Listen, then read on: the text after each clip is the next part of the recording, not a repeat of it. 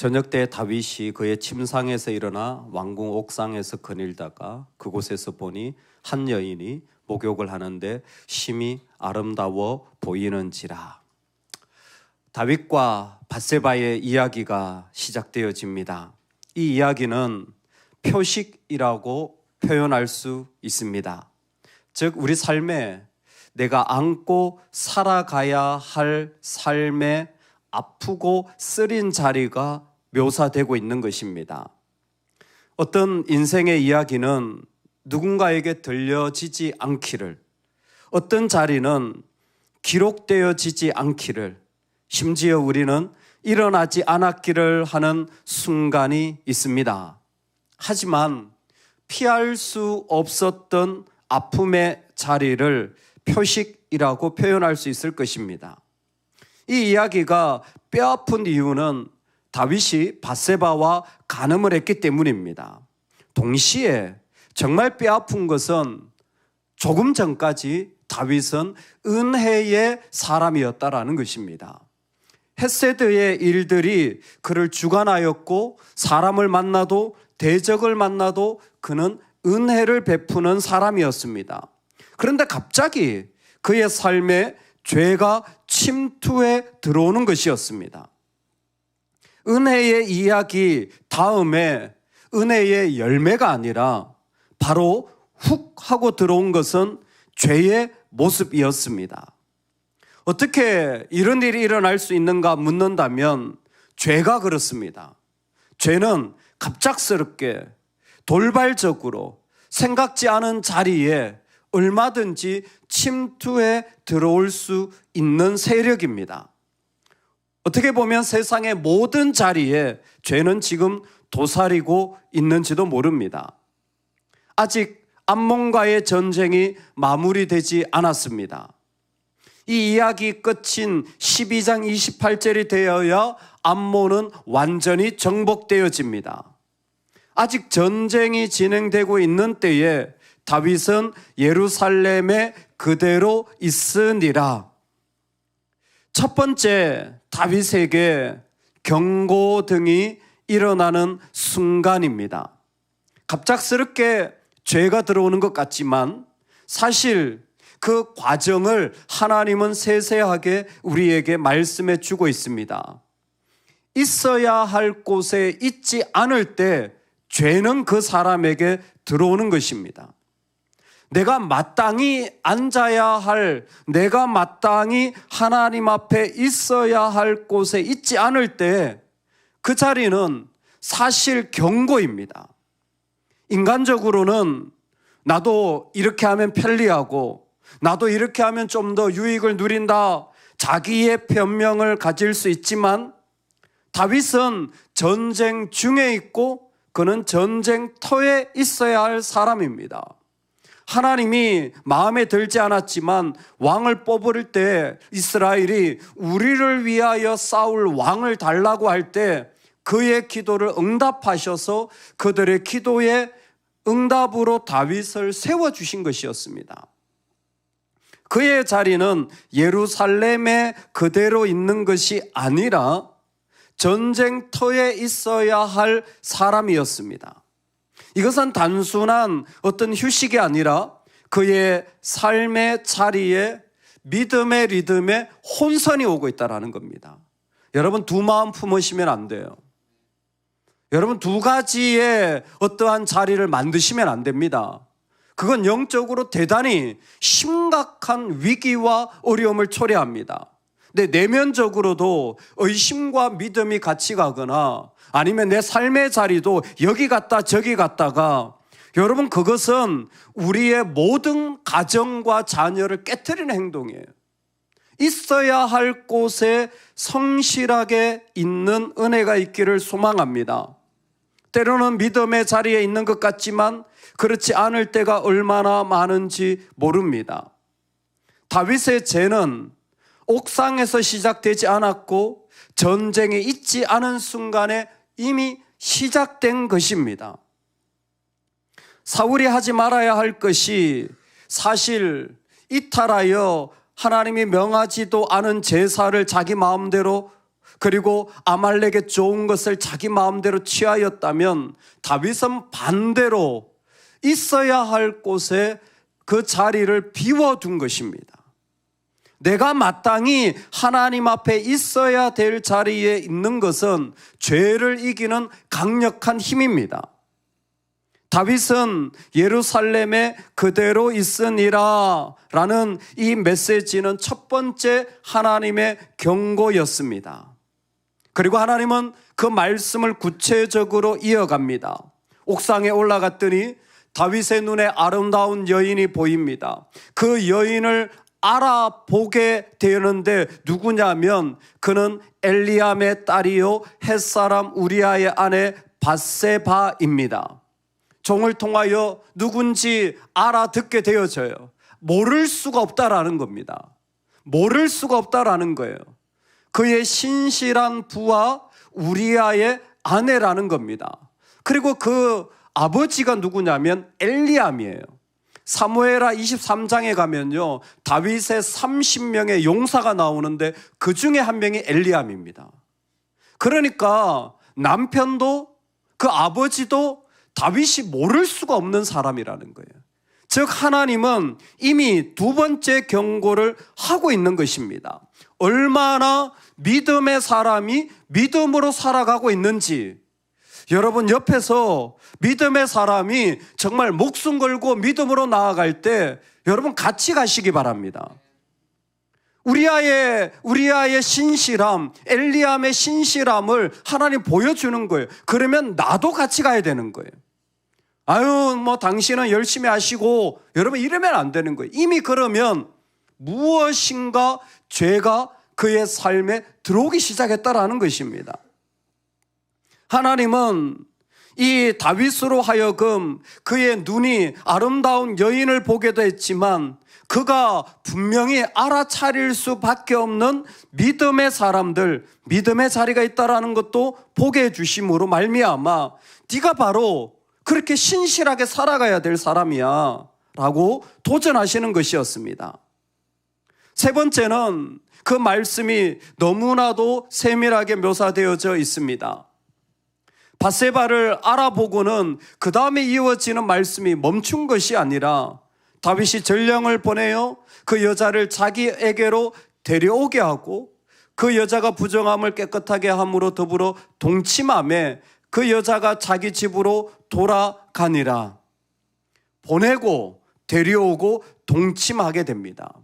구체적으로 다윗의 행동이 묘사되고 있습니다. 전령을 보내고 그 여인을 데려오게 하고 동침하게 됩니다. 하나님은 세 번째조차도 다윗으로 하여금 우리로 하여금 보게 하시는 것입니다. 여러분, 보내고 데려오고 동침하는 것은 그가 왕으로서 행하는 권력의 힘입니다. 세상의 힘이 무서운 이유는 우리가 어떤 자리를 이탈해도 되도록 허락해 줍니다.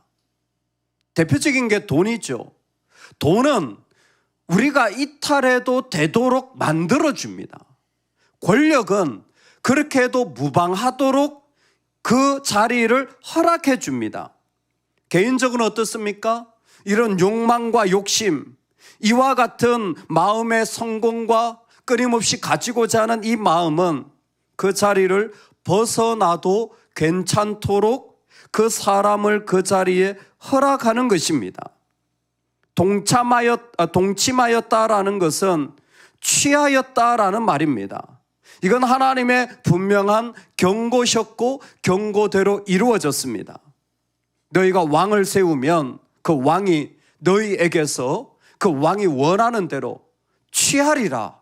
왕은 취하는 자고 하나님은 주시는 분이셨습니다. 여러분, 이건 분명했어요.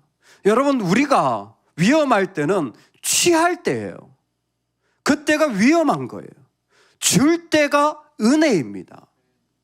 사실 요나단을 통하여 왕권을 받았습니다. 아비가일을 통하여 지혜로운 말을 받았습니다. 계속해서 그 보내지는 자리에 있다가 어느 날 다윗은 취하는 자로 바뀌어진 거예요. 아니, 지금 오히려 그 은혜가 더 보내지고 줄 수 있는 자가 되어야 돼요. 그런데 다윗은 취하는 자로 바뀌어진 것입니다. 그 결과가 바로 밧세바와 동침하게 된 것이, 사실은 밧세바와 간음이 단순한 간음이 아니라 취하는 왕으로 이미 서버렸다라는 것입니다. 부정한 것으로부터 정결해진 때라는 것은 그 여인이 목욕을 하고 있는 것이 그냥이 아니라 월경의 자리에서 정결해지는 시간이었고, 그래서 그 여인은 율법을 따라 그 일을 행하고 있었다라는 묘사입니다. 그리고 이 여인이 임신한 것은 두말할 것 없이 다윗의 범죄라는 것입니다. 다윗의 범죄가 그 자리에 일어났다라는 것입니다. 하나님의 신호등이 분명하게 켜져 이것은 죄라는 것입니다. 은혜의 사람이 한순간에 죄의 사람으로 무너져 더 이상 은혜를 나눌 수 없는 무서운 자리에 서게 되어진 것입니다. 여러분, 가만히 보면 왜 은혜가 흘러가지 않을까 생각하신다면 죄를 살펴보셔야 돼요. 왜 은혜가 흘러가지 않는가 보면 내 안에 죄의 모습을 봐야 돼요. 죄의 모습이 뭡니까? 혹시 내가 있어야 할 곳에 있지 않고 자꾸 마음이 여기 갔다 저기 갔다, 이곳에서 이렇게 하고 저곳에서 예배하고 이렇게 하면 여러분, 은혜가 어떻게 흘러가겠습니까? 그냥 내 편리를 따라 내 만족을 누리는 것뿐이에요. 여러분, 은혜가 어떻게 흘러갈 수 있겠습니까? 이미 나는 하나님 앞에 신실함을 알아보고도 구경하고 있는데, 엘리암이 우리아가 그렇게 목숨 걸고 나아가고 있는데도 멀찍이서 구경하고 있다면 어떻게 은혜가 흘러갈 수 있겠습니까? 하나님이 어떻게 기뻐하실 수가 있겠어요? 그 힘으로 그 무서운 자리들이 행하여지고 있다면 그건 분명한 죄의 모습입니다. 오늘 다윗과 밧세바의 이야기가 어두움을 다윗의 통치 기간 내내 비추어 가는 것을 기억하십시오. 여러분, 죄를 반드시 피하시기 바랍니다. 죄를 이겨 승리하시기 바랍니다. 오늘 이 말씀 가운데 내가 조금이라도 관련되어 있다면 여러분, 지금 돌이키시는 은혜가 있기를 주의 이름으로 축원합니다. 그렇게 살지 마세요. 그렇게 하지 마세요. 절대 그 자리에 있지 마세요. 어떻게 살아야 됩니까? 오늘 내 삶에 맞는 믿음의 몫을 여러분 감당하시며 사시기를 주의 이름으로 축원합니다. 오늘 내 삶에 하나님이 나에게 허락해 주신 내한테 맞는 내가 감당해야 될 몫이 있어요. 1절에 보면 왕들이 전쟁하러 갈 때에 왕들이 출전할 때가 되매 라는 말씀이 있습니다. 왕들이 출전할 때가 되매, 그러면 다윗은 갔어야죠. 시기적으로는 봄이에요. 이제 그들이 전쟁하기 좋은 때가 되어진 것입니다. 다윗이 그 자리에 가기를 하나님은 원하고 계셨습니다. 이것은 우리 삶의 시절과 때에 맞는 모습이 있다라는 것입니다. 그 나이에 감당해야 될 모습이 있고요. 그 시간에 그 모습 가운데 하나님이 원하시는 때가 있는 거예요. 작년 한 성도님이 그렇게 고백하는 것을 봤습니다. 은혜를 갚으며 살고 싶습니다. 제가 볼 때 우리 교회에서 은혜를 요만큼 받으신 분인데, 은혜를 요것밖에 안 받아, 아직도 더 많이 하나님 주실 거 뭐 훨씬 많은데, 은혜 요만큼 받으셨는데 훨씬 많이 받은 분들이 많은데, 여러분 많이 받으셨잖아요. 여러분 많이 받으셨잖아요. 여러분 나이가 60이 넘고 50이 넘으면요, 받은 게 쌓여있지 않으세요? 쌓여있지 않으세요? 근데 요만큼 받고 은혜 갚으며 살고 싶다고 눈물을 흘리더라고요. 내 나이대에 내 삶의 자리에 하나님이 주신 것이 있습니다. 여러분, 그거 하나님 앞에 감당해야 될 몫으로 드리며 살면 죄는 올 수 없어요. 죄는 틈을 탈 수 없습니다.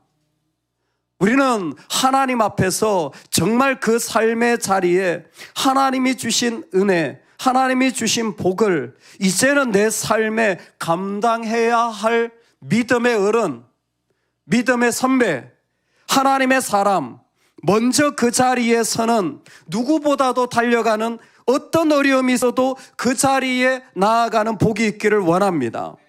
아마 다윗한테 물으면 그럴 거예요. 아이고, 나도 얼마나 피곤한지 알아. 나도 서류 일을 해야 되고, 나로 뒤에서 서포트해야 되는 일들도 많고, 아마 이런 얘기를 했을 거예요. 다 변명이, 다 많은 이유가 있지만, 아니요. 우리가 감당해야 될 믿음의 몫이 있는 겁니다. 두 번째는, 여러분, 우리가 출정할 때가 되었을 때 출정할 뿐만이 아니라, 동시에 하나님이 우리에게 원하시는 것은 우리의 모든 욕망과 욕심과 인간적인 죄의 모습이 피할 수는 없지만 그 모든 것이 뭐 아래? 율법 아래에 있어야 된다라는 것입니다. 우리는 끊임없이 욕망하고 끊임없이 죄의 일들이 일어나고 끊임없이 이와 같은 시험에 빠질 수 있는 존재지만 여러분, 어떤 경우도 하나님 말씀과 동등하게 쓰지 마시기 바랍니다. 하나님 말씀 아래에 내가 서는 은혜가 있기를 소망합니다. 우리가 이 선을 넘어가잖아요. 그러면 돌이킬 방법이 없어요. 그건 죄예요. 이미 죄일 뿐만 아니라 죄를 지으러 가는 거예요.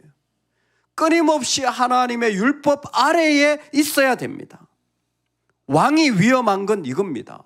왕은 율법을 넘어서 이 일을 행할 수 있는 사람의 자리에 서 있는데 그는 율법 아래로 와야 되는 거예요. 오늘 말씀해 보면 밧세바는 그 율법에 따라 정결규례를 하고 있었습니다. 우리아는 그 법에 따라 전쟁을 치르고 있는 중에 단 한 사람, 다윗만 그 율법 아래에 있지 못하는 거예요. 다윗이 몰랐을까요? 간음하면 구약에서 죄가 뭡니까? 투석이에요. 돌로 쳐서 죽을 때까지 맞아 죽어야 되는 거예요. 그런데 왕이니까 누가 나한테 돌 던지겠어? 율법을 알지만 율법 아래에 서지 못하는 거예요. 말씀을 듣지만 말씀 아래에 서지 못하는 거예요. 여러분, 이게 무서운 죄입니다. 이미 여기에서부터 우리의 삶의 자리가 이탈의 신호예요. 왜 율법 아래에 가야 됩니까? 여러분, 말씀 아래에 계속 거하도록 우리 삶을 훈련하면요, 시선이 달라져요. 시선이 달라져요. 인간은 이미 에덴에서부터 보암직도 하고 먹음직도 하다라는 시선을 가지고 있는 위험성을 우리는 노출당하고 있어요. 근데 죄를 짓고 나서부터는 이제는 보기에 아름답다라는 시선이 있자 동침하는 죄까지 짓게 되는 일들이 스스럼 없이 가는 것은 하나님이 말씀하신 말씀 아래에 있지 못하기 때문이에요. 여러분, 우리가 말씀 아래에 있잖아요. 일어나는 일은 그게 보이더라도 주님의 시선으로 바꿔버려요. 여러분, 보이더라도 말씀 아래에 있으면 주님의 시선으로 바뀌어지는 거예요. 주님이 보실 때는 어떻게 보실까? 주님 보실 때는 어떻게 보실까? 여러분, 주님 보실 때 어떻게 보라고 했죠? 신약 성경에 보면 교회에서 형제와 자매를 보거든 너의 친형제와 친자매를 보는 것처럼 보라는 거예요. 내 핏줄을 보는 것처럼 보라는 거예요. 그럼 제가 피해가는 거예요. 미국에 이렇게 경기를 하는 걸 보면요, 재미있어요. 요즘 스포츠 경기에 이런 사람들의 욕망을 조장하여서 인기를 끄는 게 많은데, 야구든지 뭐 거기에 농구든지 쉬는 시간에 뭐가 있냐면 카메라맨이 관중을 이렇게 막 비추는 거예요. 그게 남자 여자가 딱 있으면 이제 그 연애하는 사람들이 왔잖아요. 그러면 그게 키스타임이라 그래서 뽀뽀하는 시간을 가지는 거예요. 카메라가 딱 비치고 있으면 계속 뽀뽀할 때까지 비추는 거예요. 뽀뽀를 하면 막 서로 막 치고 이렇게 좋아하는 게 있어요. 근데 이게 두 사람이 앉아 있는데 카메라맨이 계속 비치는 거예요. 전광판이 이따만하게 뜨니까 다 아는 거죠. 아, 내 모습이 나왔구나. 근데 뽀뽀를 안 해. 그래서 한참 기다렸는데 안 하니까 이렇게 살짝 돌렸다가 카메라맨이 짓궂어요. 다시 그 두 사람을 비춘 거예요. 그랬더니 가만히 있다가 그 남자물이 쪽지를 하나 이렇게 펼치는 거예요. 쪽지를 탁 펼치는. 그 내용을 딱 보니까 내 여동생입니다. 자기 여동생이랑 보고 왔는데 이거 못한다는 거죠. 내 여동생입니다. 여러분, 우리가 항상 말씀 아래 가야 돼요. 그러면 주님의 시선으로 바뀌어요. 주님의 시선으로 보게 돼요. 여러분, 우리 안에는 이 다윗의 시선이 다 있어요. 돈에 대하여, 성적인 것에 대하여, 성공에 대하여, 일에 대하여, 내 자존심에 대하여 그 시선이 항상 나오는데, 내가 말씀 아래 거할 때, 율법 아래 거할 때 주님의 시선으로 바뀌어지는 거예요. 오늘 하나님이 우리에게 시간을 주신다면 여러분, 이 세상에 미련 두지 마시고, 더 취할 것으로 여기지 마시고, 내가 감당해야 될 믿음의 몫을 기쁨으로 달려가시는 은혜가 있기를 소망합니다. 그게 죄를 이기는 너무 좋은 방법이에요. 우리가 정신없이 그렇게 주님 쫓아가는 것 같지만 하나님은 그 사이를 통하여 우리의 모든 삶을 더 아름답게 만들어 가시는 거예요. 동시에 항상 주의 그 말씀 아래에 거함으로 말미암아 이 죄가 이겨지는 예수 그리스도의 능력이 있기를 주의 이름으로 축원합니다. 아멘.